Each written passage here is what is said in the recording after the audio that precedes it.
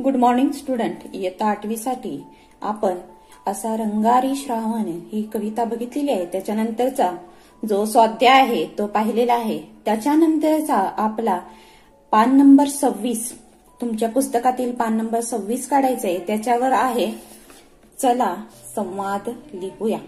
झाड व झोका या दोघांमधली संवादाची कल्पना करून संवाद लेखन करा. त्यांनी तुम्हाला 2 झाड आणि झोका असे चित्र दिलेले आहेत आणि त्याच्या खाली त्यांनी झोका झाड परत तसंच असं करत त्यांनी एक पूर्ण पेज भरून तुम्हाला संवाद लेखन कल्पना करायची आहे की झाड आणि झोका एकमेकांशी बोलतायत आणि मग ते काय बोलतायत याची तुम्ही कल्पना स्वतः करायची आहे आणि मग लिहायला सुरुवात करायची. इथं पण लिहित असताना झाड ही तुम्हीच व्हायचंय आणि झोका ही तुम्हीच व्हायचे. फक्त कल्पना करायची की नेमकं ते एकमेकांशी काय बोलत असतील. तर हे आपला जो हा संवाद लिहूयात हा आहे आपल्याला उपयोजित लेखनामध्ये.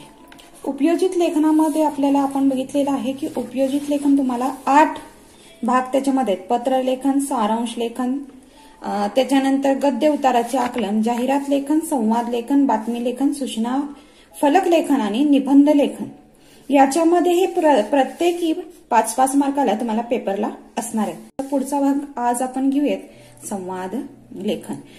संवाद लेखन म्हणजे नेमकं काय आणि ते किती मार्काला असतं तर 5 मार्काला हे संवाद लेखन असतं. संवाद लेखन म्हणजे नेमकं काय ते पाहूयात. हे सगळं तुमच्या रोजच्या वहीमध्ये लिहिलात तरीही चालेल. संवाद लेखन म्हणजे नेमकं काय. संवाद हा 2 व्यक्तींमध्ये होत असतो. हे तर तुम्हाला सगळ्यांना माहिती आहे की तुम्ही एकमेकांशी नेहमी बोलत असता. बोलत असताना तुमचे मित्र असू दे, तुमचे नातेवाईक असू दे, घरामध्ये असू दे, तुम्ही प्रत्येकाशी संवाद साधत असता. संवाद साधणे म्हणजे काय तर एकमेकांचे विचार एकमेकांना सांगणे. 2 व्यक्ती जेव्हा एकमेकांना भेटल्या की त्यांचे बोलणे सुरू होते. त्या एकमेकांचे कुशल विचारतात. बरोबर आहे. कशी आहेत बरोबर. हे कुशल विचार म्हणजे एकमेक चांगले आहेत का असं विचार. एकमेकांविषयी सगळी माहिती देणे म्हणजे आता काय करतेत, आता कुठून आलात, कुठे जाणार आहात वगैरे सगळी माहिती आपण या संवादामधून देत असतो. ही माहिती आपण घेतही असतो. त्यांची पण माहिती आपण घेत असतो. त्याचबरोबर त्या विषयामध्ये आशय असतो, काहीतरी त्याला आशय असतं. पण वेळेचं कोणतंच बंधन नसतं की कधी बोलावं कधी नाही किंवा काही वेळेचं बंधन नसतं. आपण आपल्या मनामध्ये ज्या काही भावना येतात त्या दुसऱ्यापर्यंत पोहोचवण्याचे आणि दुसऱ्यातील मनातील भावभावना समजून घेणे हेच कार्य त्या क्षणी करत असतो.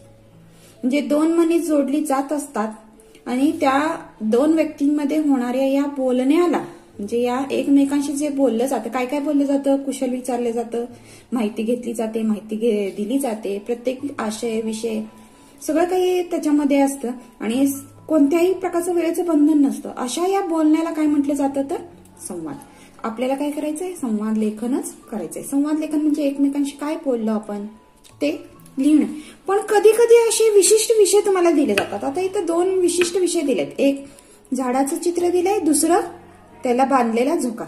म्हणजे विशिष्ट असं चित्र दिलंय, विशिष्ट असं विषय दिलंय, विशिष्ट असे निर्णय घेण्यासाठी निश्चित दिशेने तुम्हाला निश्चित सूत्रानुसार ते काय बोलत होते हे जो लिहायचा आहे तो संवादाचा दुसरा प्रकार सुरू होतो. तो अभ्यासक्रमामध्ये अपेक्षित आहे. म्हणजे दुसरा प्रकार काय आहे तर ही माहिती जी महत्वाची म्हटलं जातं याला नियम आहेत, सूत्र आहेत. काहीतरी निश्चित असे सूत्र आहे, दिशा आहे, विशिष्ट निर्णय आहेत, विशिष्ट विषय आहेत. तुम्हाला काहीही आगळपगळ बोलता येणार नाही, काहीही तुम्हाला लिहिता येणार नाहीये. तुम्हाला 2 चित्र दिलेत आणि तेच नेमके बोलतायत आणि विशिष्ट अशी दिशा त्याला द्यायला पाहिजे, विशिष्ट असं निर्णय त्याला द्यायला पाहिजे, विशिष्ट विषयावरच तुम्हाला बोलायला पाहिजे. ते हा दुसरा प्रकार तुम्हाला अभ्यासक्रमामध्ये येतोय आणि तो अपेक्षित आहे इथं संवाद लेखनामध्ये. येथे संबंधित विषयाच्या सर्व बाजूने विचार केलेला असावा. तसेच बोलणाऱ्या व्यक्तींचे जे वय आहे किंवा काय दिलंय तुम्हाला तिचं स्थान आणि त्यानुसार तिच्या तोंडी शोभेल अशी भाषा तुम्हाला बोलावी लागेल. संवादामध्ये वाक्ये ही लहान असावीत, सुटसुटीत असावीत. शेवटी त्याच्यातनं काहीतरी निष्कर्ष प्राप्त व्हायला पाहिजे. काहीही लिहून तुम्हाला चालणार नाही. तू कशी आहेस, मी बरा आहे, हे चालणार नाही, कारण किंवा प्रश्न विचारून सारखे चालणार नाही, किंवा एक जणच बोलतंय दुसरा जण काहीच बोलत नाही तेही चालणार. संवाद म्हणजे एकमेकांना दोघंही बोलतायत असं तुम्ही लिहायला पाहिजे.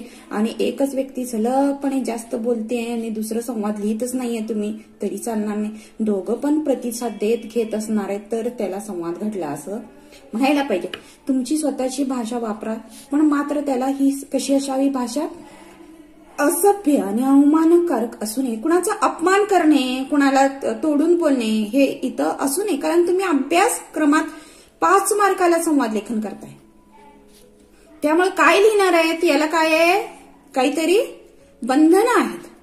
कोणतेही जात धर्म भाषा प्रांत याला तिंवट टवाळी करणारे असे शब्द त्या संवादामध्ये टाळायचे. संवाद हा आटोपशीर असावा. काय बोलतोय नेमकं, दोन्ही काय करणार आहेत हे तुम्हाला नेमकं समजायला पाहिजे. हा नमुना एक संवाद लेखनाचा मी तुम्हाला देते. झाड आणि झोका हे संवादाची कल्पना करून तुम्हाला संवाद लेखन करायचं. हे पाठ्यपुस्तकामध्ये तुम्हाला दिलंय, त्याचं उत्तर बघूयात काय बोलतायत बघा. उत्तर, झोका. दादा, बघ ना झोके घेताना किती मजा येते. आणि काय आलंय, आश्चर्यकारकचं चिन्ह, म्हणजेच की त्यांनी बोलतोय असं त्यांनी दाखवलंय. झाड दादा म्हणून बोलवतोय, त्याला संबोधतोय, त्यामुळं झाड दादा झाल्यानंतर स्वल्पविराम दिलाय. झोका बोलतोय, त्याच्यासमोर 2 अनुस्वार दिले, कारण तो बोलतोय. संवाद लेखन आहे. संवाद लेखन घडत असताना तुम्हाला झोक्याच्या खाली बोलण्याचे जे काही तुम्ही लिहिताय ते येऊ नयेत, किंवा त्याच्या खाली काही तुम्ही लिहायचं नाहीये. म्हणजे हे जे आलेलं आहे तुमचं खाली आलं तर त्याच्या खाली येऊ नये. म्हणजे त्याच्या खाली जे बोलणार आहेत ते एका बाजूलाच यायला पाहिजेत, एका बाजूलाच सगळे हे जे अनुस्वार आहेत ते यायला पाहिजेत, आणि त्याच्या बाजूलाच एका बाजूला संवाद लेखन यायला पाहिजे. म्हणजे याच्या खाली बरोबर जो कोणी बोलतोय त्याच्या खाली हा संवाद येऊ नये. आता तुम्ही म्हटलंय की झोका, काय म्हटला, झाड दादा बघ ना झोके घेताना किती मज्जा येते. झाड, तू मजेत आहे हे बघून मलाही आनंद मिळतो. झाड काय म्हणतो, तू मजेत आहे हे बघून मला देखील आनंद मिळतो. कधी कधी एकमेकांच्या आनंद एकमेकांच्या ह्याच्यावर पण अवलंबून असतं. झोका, मी तर तुझ्याच खांद्यावर खेळतोय. अरे मी तर तुझ्याच खांद्यावर खेळतोय, त्याचा तुझ्या त्रास होत नाही का, असं त्याला अपेक्षित आहे बोलणे. बघा निश्चित अशी दिशा आहे त्यांच्या दोघांची बोलण्याची. तर त्याच्यामुळं झाड काय म्हणते, अरे अरे नंतर काय आहे, स्वल्पी म्हणावे, तुझ्याप्रमाणेच अनेक पक्षी माझ्या अंगाखांद्यावर खेळतात बागडतात. अरे बरेचसे जण आहेत जे माझा उपयोग करून घेतात असं त्याला सांगायचं आहे. झोका, होय रे त्यावेळी किती छान दिसतोस तू. झाड, जेव्हा मुलं तुझ्यासोबत झोका घेतात तेव्हा किती हर्षभरीत होतास तू. म्हणजे झाड सुद्धा म्हणतोय की तू सुद्धा किती खुश होतो जेव्हा लहान मुलं तुझ्या अंगावर येऊन बसतात, झोके घेतात. झोका म्हणतो, तेच तर आपलं जीवन नाही का. म्हणजे दुसऱ्यांना मदत करणे, दुसऱ्यांना आनंद देणे हाच आपलं जीवन आहे. झाड, खरं आहे रे, दमला भागला वाटसरू माझ्याकडे येतो तेव्हा मी त्याच्या सावली धरतो.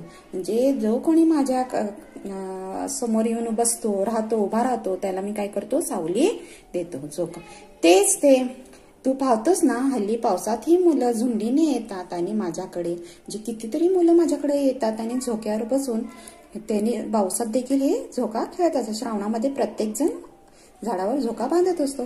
झाड, त्यावेळी वरून पाऊस बरसत असतो आणि माझ्या मनामध्ये आनंद देखील बरसत असतो. वरून पाऊस येत असतो आणि माझा आनंद देखील फार मोठ्या प्रमाणात या आनंदाची बरसात होत असते. झोका, खूप धमाल येते रे.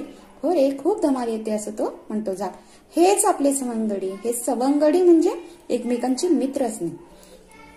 हेच आपले नातेवाईक, हेच आपले नातेवाईक आहेत. दोन्ही वेळेस आश्चर्यकारक चिन्ह दिलेलं आहे. झोका, खरे रे, ते आपल्या साथीने आनंद मिळवतात आणि त्यामुळेच आपल्याला हा आनंद मिळतो. आणि झाड, सगळेजण असेच आनंदात राहू दे. असं या प्रकारे त्यांनी काय लिहिलेलं आहे, उपयोजित लेखन आपण करतोय. उपयोजित लेखन करत असताना हे जे काही आहे वर संवाद लेखन, हे सगळं तुम्ही रोजच्या तुमची जी स्वाध्यायाची वही आहे त्याच्यामध्ये लिहिलं तरीही चालेल. म्हणजे संवाद म्हणजे नेमकं काय आणि त्याचे जे 8 मुद्दे आहेत ते 8ही मुद्दे संवाद लेखन हे सगळं तुमच्या रोजच्या वहीमध्ये जिथं तुम्ही हे लिहिता म्हणजे स्वाध्याय लिहिता त्याच्यामध्ये लिहा